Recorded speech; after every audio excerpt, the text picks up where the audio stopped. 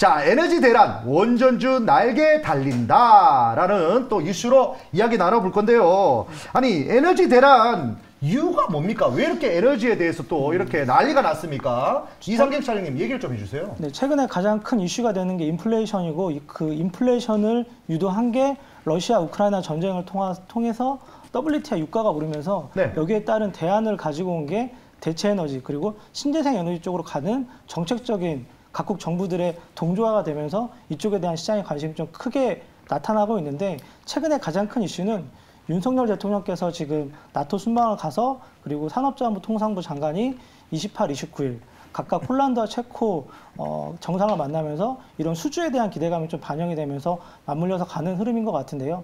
작년에 대선 후보 쪽에서 가장 강하게 밀고 오고 그리고 계속적으로 지금 얘기가 되고 있는 부분들이 원전에 대한 이야기고 그리고 이런 부분들이 과거 이명박 대통령 때 이집트 쪽에 원전을 수출하면서 그 5년 동안 주도주 역할을 했던 부분들이 이제 새롭게 나타나는 시점인데 네. 작년에 빌 게이츠가 이런 말을 했어요. 뭐라고 했죠? SMR이라고 하는 그러니까 소형 원전. 네, 모듈 원전에 약 한 11조 정도를 매년 내가 투자하겠다라고 했는데 그리고 나서 빌 게이츠가 국내에 러브콜을 보냈는데요. 이런 독과점적인 기술을 갖고 있는 기업이 국내에 있습니다.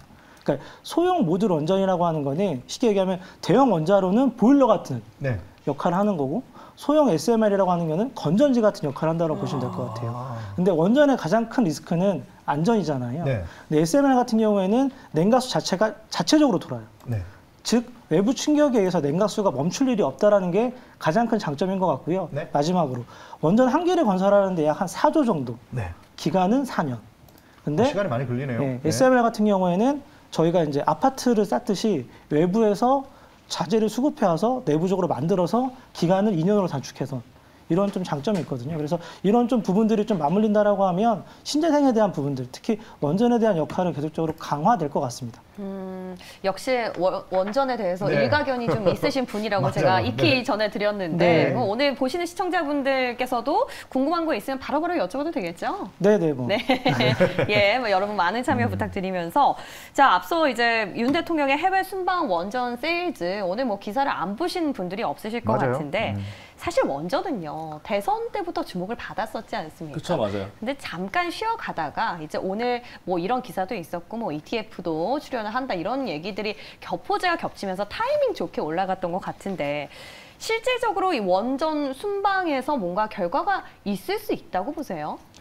뭐 이번에 나가서 바로 뭐 계약서에다 도장을 찍고 온다거나 그러기에는 사실 좀 어렵다라고 좀 보고 있고요. 네. 다만 이제 많이 좀 이슈거리를 만들어 놓고 그다음에 이제 대통령이 가서 일단 말을 한다는 얘기 자체가 어느 정도 좀 가시화권에 좀 와 있지 않을까라고 우리가 예상을 좀 해볼 수가 있을 것 같아요. 그다음에 일정을 보게 되면 이번에 산업부 장관도 지금 폴란드하고 체코에 출장을 떠났다라는 일정도 있었거든요. 네. 그 최근에 그 올라왔던 방문 일정이 있기 때문에 그 방문 일정을 좀 함께 보시면서 말씀을 더 들어보면 더 좋을 것 같은데요. 네네. 네. 이번에 언론 보도에 이제 많은 분들이 보셔서 아시겠지만 27일 날 스페인으로 떠나신 다음에 29일 날 네덜란드 양자 회담을 거치고 그 다음에 폴란드도 만나고 30일 날은 체코를 만납니다.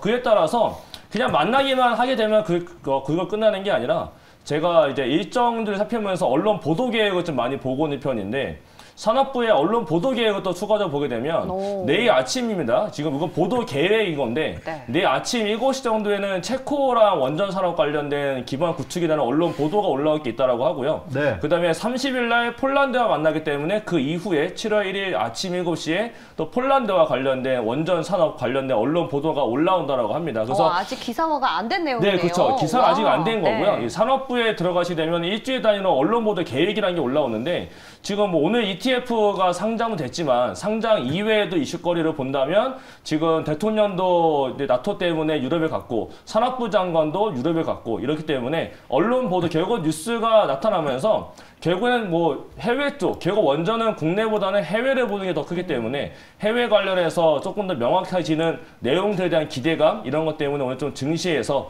더 원자력들이 부각받은 것이 아닌가 이렇게 말씀을 드릴 수가 있겠습니다. 네, 뭐 이렇게 좋은 이슈거리가 많습니다. 그리고 특히 오늘 또 28일이죠. 원전 테마 뭐 소부장 관련해서요. 맞아요. ETF가 5종 정도 오늘 상장을 또 했습니다.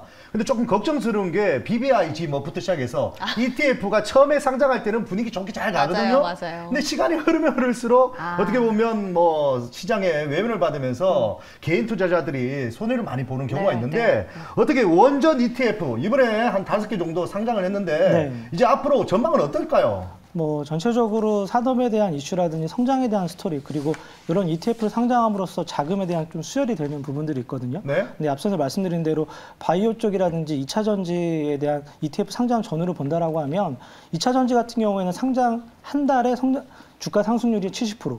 바이오 같은 경우가 한 달 이내 ETF 성과가 50% 정도 나왔거든요. 그래서 기대감에 의해서 충분히 ETF 같은 경우는 결과론적으로는 좋은 흐름을 보여준다라고 보고 있지만 상대적으로 그 안에서도 좀 옥석 가릴 필요가 좀 있을 것 같아요. 그래서 그렇군요. 양쪽에 같이 들어간 종목이 우진하고 한정 기술 정도가 눈에 띄는 정도 흐름인 것 같고 전체적으로는 원전에 대한 수요가 다음 달 초에 아마 EU에서 결정해야 될 부분들이 있어요. 네. 그러니까 이제 그린 에너지 쪽으로 가느냐 포함을 시키지 않느냐 이 결정에 따라서 변동성이 좀 크게 나올 수 있을 것 같고 개인적으로는 뭐 지금 어느 정도 MOU라든지 시장에 대한 구체적인 계획을 갖고 정부에서 움직인다라고는 하지만 충분히 그 결과론적인 부분들을 시장에서 반영한 가격이다라고 저는 보고 있거든요. 그래서 여기서 따라가는 추정 매매보다는 일정에 대한 부분들을 좀 체크하면서 어느 정도 좀 주가에 대한 변동성이 좀 생겨서 좀 어느 정도 이격을 좀 줄이면 그때 네. 이후에 좀 길게 보고 들어가는 좀 전략이 맞지 않을까라고 생각을 하고 있습니다.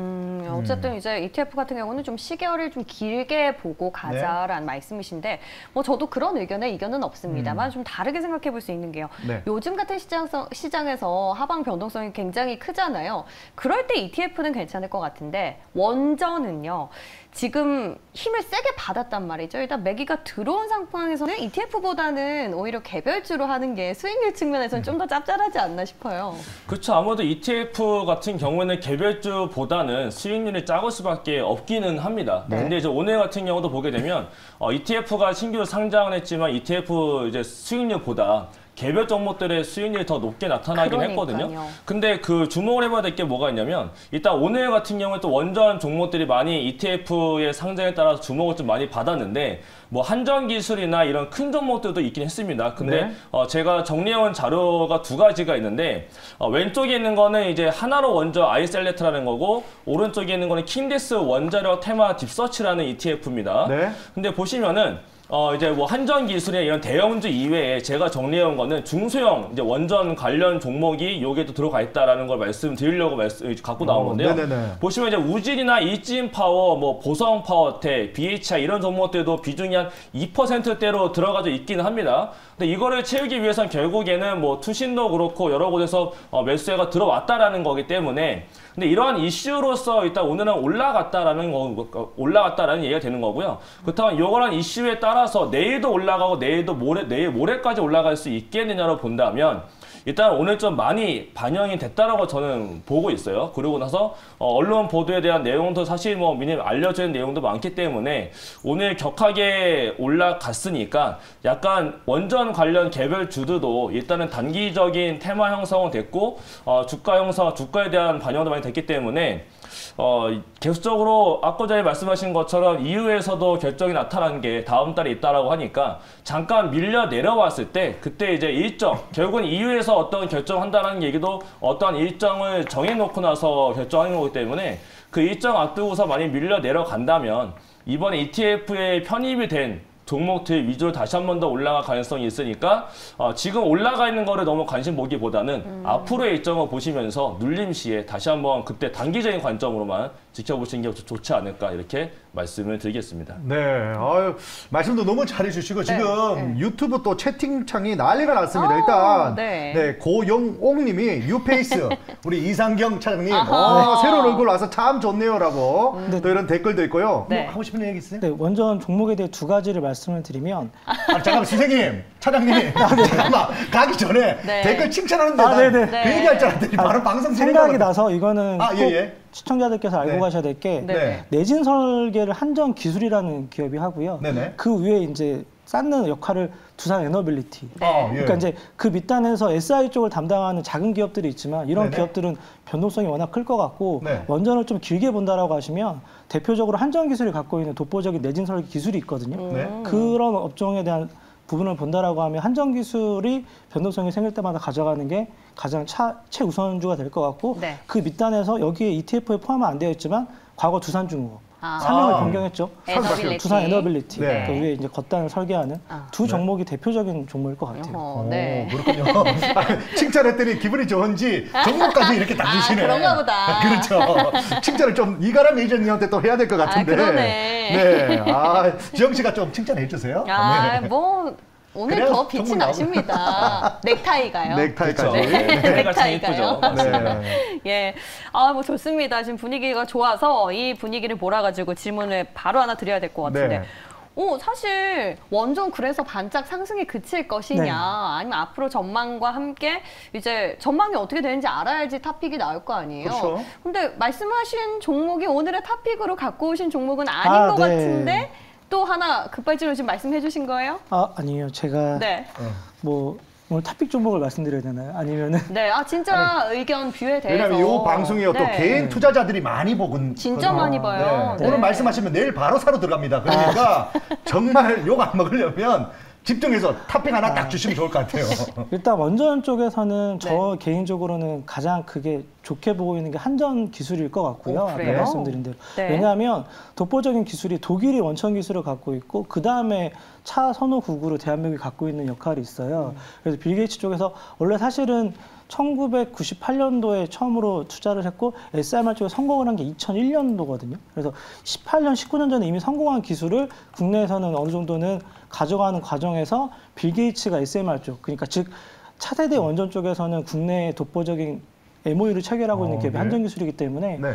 변동성이 생길 때마다 좀 모아간다라고 하면 이미 주가가 작년에 충분히 올랐다가 조정을 받고 있는 국면에서 새로운 수급이 좀 붙고 이제 숫자로 나올 수 있는 내년, 내후년이기 때문에 한전 기술이 아마 제 개인적으로는 최선호주라고 봐야 될 것 같아요. 근데 한전기술 제가 지금 잠깐 차트를 봤더니 네. 뭐 기관 외국인 양매수 들어오는 건 긍정적이다만 이미 턴어라운드를 좀 시작하고 많이 올랐어요. 지금도 접근이 가능할까요? 길게 본다면? 근데 말씀드린 대로 뭐 한두 달을 볼 게 아니라 과거에 이명박 시절에 아랍에미레이트의 원전을 수주하고 나서 주가가 한 270% 정도 상승을 했거든요. 얼마 그렇군요. 동안요? 6개월 동안. 6개월 네, 동안? 그래서 만약에 뭐 올해 상반기 안에 좋은 결과가 나와서 네. 하반기부터 원전에 대한 좀 새로운 시각이 분다라고 하면 주가는 충분히 아웃퍼폼할 수 있는 새로운 좀 영역으로 가지 않을까 생각을 하고 있습니다. 이번에도 6개월이면 300% 나오겠습니까? 이제 주식을 하면서 정부 정책에 반하지 맞서지 말라라는 예. 경건이 있거든요. 예, 예. 그래서 네. 정부 정책이 그쪽 방향이고 대한민국뿐만이 아니라 미국을 중심으로 유럽에서 끌어가는 힘이 있기 때문에 네. 이제 과도기적인 시점인 것 같아요. 그러니까 유가가 상승을 했기 때문에 원전이 중간적인 역할을 하고 유럽에서는 태양광과 풍력이 끌어주는 네. 그런 중간에 살 수 있는 원전이 역할론적인 부분이 있기 때문에 지금은 그런 부분들을 잘 체크하면서 내 계좌의 수익률하고 좀 이어갈 수 있는 시점을 좀 봐야 될 것 같습니다. 네. 좋습니다. 자, 그리고 그러면 또 이게 잘못하면 네. 굴러온 돌이 박힌 돌 뺀다고 우리 이가람 매니저님 어떻게 보면 화요일 지킴이로 잘 지키고 있었는데 지금 우리 차장님이 말씀 너무 잘하고 있거든요. 종목도 너무 좋고. 잘하세요. 네, 맞아요. 예, 그래서 살짝 긴장되니까 우리 또 이가람 매니저님의 탑픽 들으면서 또 지금 질문이 들어왔습니다. 하얼빈 잔챙이님이 그럼 소형 원전은 뭐 죽은 겁니까? 어떻게 되는 겁니까?까지 질문까지 왔거든요. 그 질문하고 탑픽 한번 가보면 좋을 것 같습니다. 일단은 뭐 제가 보고 있는 단기적으로 봤을 때 네. 뭐 중장기적인 게 아니고 제가 말씀드린 탑픽은 단기적인 건데요. 뭐 오늘 좀 많이 부각이 된 종목이기는 합니다. 네. BHI라는 종목이 있어요. 오. 네, BHI가 오늘 좀 많이 올라갔는데 네. 이 종목 같은 경우는 한 가지 이슈거리가 뭐가 있냐면 뭐 물론 ETF 편입에 대한 이슈거리도 있지만 이거 말고도 하나 볼 수 있는 게 뉴스케이 파워라고 해서 미국의 대표적인 소형 원전 관련된 종목이 하나 있습니다. 네. 지금 그쪽에 이제 벤더로 등록이 돼 있는 걸로 알려져 있어요. 그렇기 때문에 미국하고의 원전을 같이 할 수 있는 이런 환경으로 봤을 때는 BHI가 한번 눌려준다면 그때 다시 한번 더 단기적인 접근도 가능하지 않을까 이렇게 좀 말씀을 드리겠고요. 그 외에 뭐 대형주들은 당연히 뭐 중장기적으로 눌렸을 때는 가능하겠지만 이러한 종목들은 중장기적인 관점보다는 그냥 단기적인 이슈 테마거리로만 생각하시면서 보시면 될 것 같습니다. 네, 보셨죠? 이상경차님 보셨죠? 이거랑 매니저 하는 거. 반성하겠습니다. 네, 반성하셔야 됩니다. 딱딱 하잖아요. 근데 뉴스케이 파워 같은 경우에는 네. 두산중공업이 주요 주주로 있어요. 아, 상장한 지 맞아요. 얼마 안 됐고요. 오. ETF 매매가 원활하게 되는 네. 종목은 아니고 이제 원전 쪽 관련된 이제 인덱스로 보고 있는 참고할 수 있는 그래요. 부분들이 있거든요. 네. 네, 그렇게 보시면 될 것 같아요. 근데 네. 좀 듣다 보니까 궁금한 게요. 원전 같은 경우에는 이제 앞서서 저희가 제일 첫 번째로 살펴보기도 했지만 수출이 돼야지만 뭔가 강력한 이제 올라갈 수 있는 상승 압력의 모멘텀이 될 수 있을 것 같다라고 저는 개인적으로 생각했는데 네. 지금 자체만으로도 충분히 좀 가능하다고 보시는 거죠? SMR 쪽 같은 경우에는 기술 협력이라고 하는 부분도 있고요. 아까 네. 말씀드린 대로 아파트 층고를 쌓듯이 과거에는 원전이 이제 건설업처럼 가서 인프라를 건설하는 게 아니라 이쪽에서 먼저 부품을 한 상태에서 가서 조립을 하는 네. 그렇게 해서 수출을 할 수 있는 부분들이 있거든요. 네. 그래서 그럼 앞으로도 전망은 좋다는 얘기입니까? 한 개 수출할 때마다 1조를 벌 수 있습니다. SMR 우와. 같은 경우는. 그렇군요. 그러면 답변이 나왔네요. 하얼빈 잔챙이님이 여쭤봤던 네. 소형 원전은 뭐 이제 끝난 겁니까? 라고 했는데 아직 끝나지 않았습니다. 시작이네요. 네, 시작이라고 네. 봐야 되겠네요. 왜냐하면 네. 아까 네. 말씀드린 대로 원전에 대한 가장 큰 리스크는 안전이었어요. 네. 미국 쪽에서도. 그래서 이런 부분들을 잡고 있는 게 SMR이기 때문에 네. 많이 건설할 거예요.